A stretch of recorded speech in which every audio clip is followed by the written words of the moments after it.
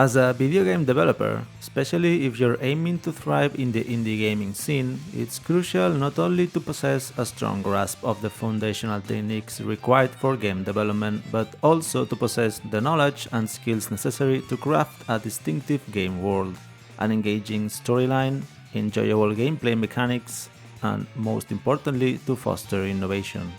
In fact, I firmly believe that innovation is the sole means by which one can truly distinguish themselves in the crowded landscape of daily game releases.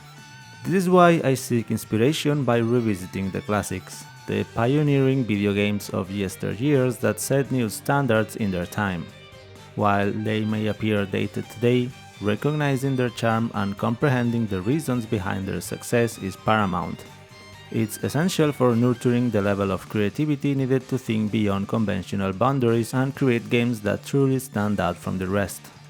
In today's video, I'm going to talk to you about Castlevania II: Simon's Quest, a game from 1987 that, in my opinion, introduced groundbreaking changes that ultimately shaped the Metroidvania genre as we know it today. So sit back and relax, and let me explain why I consider Castlevania II a game that had a profound influence in the history of video games.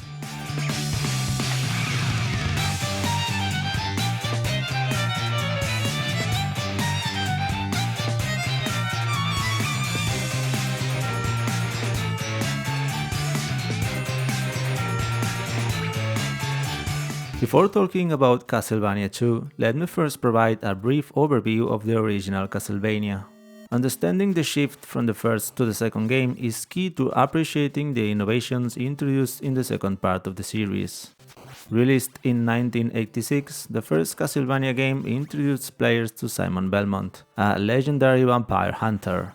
His quest leads him to Dracula's new emerged castle in Transylvania, aiming to defeat him once and for all and liberate the region's people from his oppression. The original game was known for its action-packed platforming gameplay, following a straightforward structure. The game is made up of 6 levels that are played in linear progression.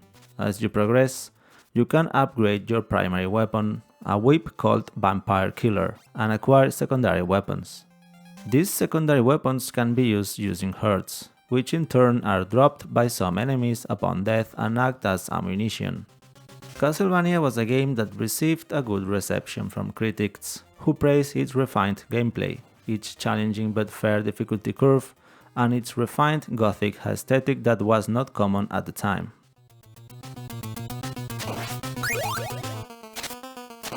Now that we have a general idea of this edition of this legendary saga, let's now focus with Castlevania II: Simon's Quest. This game was developed by Konami in 1987 for the Famicom Disk System. It was ported later to cartridge format in 1988 and released in North America for the Nintendo Entertainment System.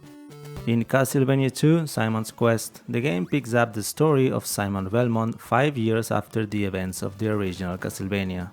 Affected by a curse placed on him by Dracula in their previous confrontation, Simon suffers from continuous pain. To free himself from this curse, Simon must embark on a quest to gather the 5 scattered parts of Dracula's body: his heart, his eye, his fingernail, his ring and his rib, and burn them, hoping to end the curse on him.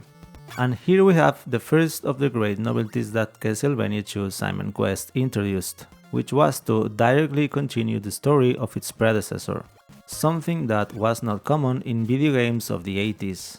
In an era where sequels used to be mere repetitions or variations of the original game with few changes in plot or context, Simon's Quest broke the mold by picking up the narrative 5 years after the events of the first Castlevania.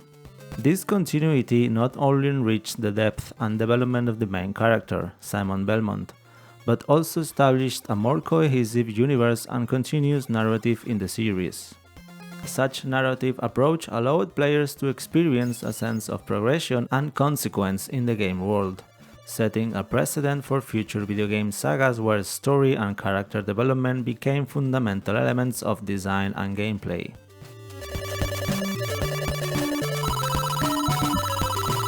Castlevania II: Simon's Quest marked a significant turning point in the gameplay of the Castlevania series. introducing a non-linear approach to a genre that until then had been predominantly linear. Unlike the first Castlevania, which featured a fixed and direct level progression, Simon's Quest innovated with an open world where players had the freedom to explore and revisit different areas at their own pace. This open structure allowed for a more personalized and varied experience, where the player's decision about where to go and what to do next played a crucial role in the adventure. Additionally, Simon's Quest integrated RPG elements that were novel for an action platform game. The player needed to collect certain items, talk to non-playable characters to obtain clues or items, and perform specific actions to advance the plot. These elements, combined with the need to gather Dracula's body parts and perform specific rituals to advance, gave the game a depth and complexity that went beyond the traditional run, jump, and attack of most platformer games of that time. While non-linear exploration had already been established in games like the first Legend of Zelda and Metroid, we can now see the second great novelty that Simon's Quest introduced, and it's the fact that it was a pioneer in fusing these exploration mechanics with RPG elements, thus establishing the foundations for what would later become known as the Metroidvania genre. Although of course, the Metroid game itself also had a lot to do with this. This term, derived from the fusion of Metroid and Castlevania, describes games that combine the exploration of large, connected world, typical of Metroid, with the skills, equipment, and character development of an RPG, as seen in Simon's Quest.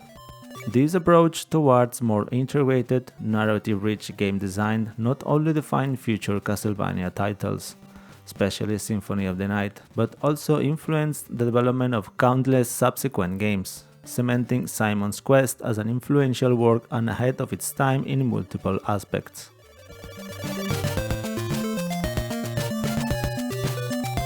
Another very important aspect to take into account in this analysis of this title of Konami is that it introduced a game mechanic that, although it may seem trivial today, was revolutionary at the time: the day and night cycle. This system was not just an aesthetic issue or a simple lighting change. It directly influenced the gameplay. During the day, enemies were weaker and villages were populated with characters with whom the player could interact, purchase items, and obtain clues. But as night fell, the creatures of darkness grew stronger and the streets of the villages became desolate, adding an extra level of difficulty and forcing players to modify their combat and exploration strategies. This dynamism in the game forced players to always be attentive and adapt quickly to changes. The tension increased at nightfall, not only due to the increase in the strength of the enemies, but also due to the transformation of the environment. The landscapes, illuminated and detailed during the day, became dark and mysterious scenes under the moonlight. This contrast between day and night was not only challenging in terms of gameplay, but also contributed to an immersive atmosphere and immersive narrative. The story of Simon Belmont in his quest to undo Dracula's curse was intertwined with this cycle, making every moment of the day and every decision made have a direct impact on the development of the plot and the experience of the game itself. Furthermore, as an additional incentive to increase the replayability of the title, Castlevania II has 3 different endings, which will appear after defeating Dracula depending on the number of days spent in the game to complete it, which may encourage players to replay the game several times with a faster pace in order to reach these alternative endings. In short, the third big novelty that Castlevania II Simon's Quest incorporated was the introduction of this day and night cycle, which added greater depth to the title and a greater sense of dynamism.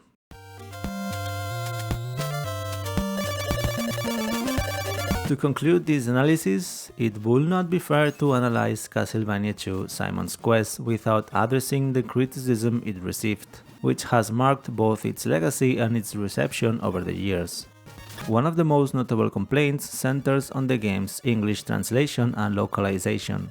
Not only did this present problems of coherence and clarity in dialogues and clues, but sometimes the indications were cryptic or downright misleading.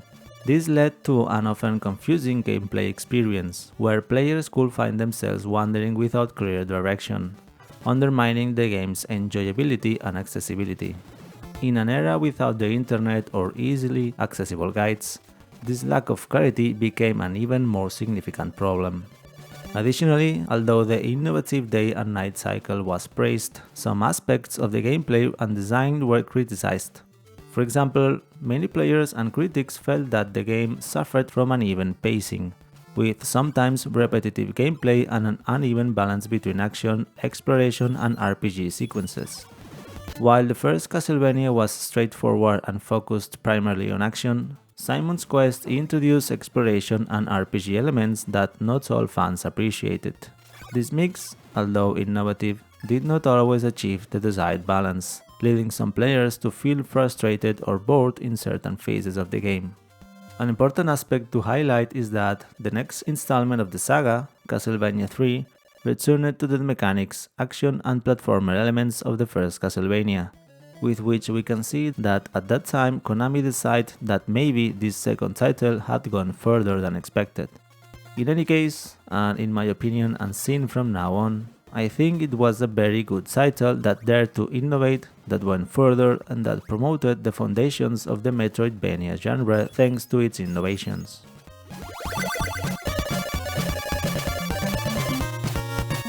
As you have seen, Castlevania II taught us how to create different games with novel mechanics that, although some may not like them, mark and define what can later become pillars of entire genres. If you're interested in trying this game, I leave you in the video description a purchase link to the Castlevania Anniversary Collection, a compilation of 8 classic games from the Castlevania saga, which includes, of course, this Castlevania II Simon's Quest. It is an affiliate link, which means that if you click on the link and make a purchase, I will receive a commission. This won't change the price of the game for you and is a great way to support this channel while acquiring a legendary set of titles. If you decide to buy it, I sincerely appreciate your support. I hope you enjoyed this review.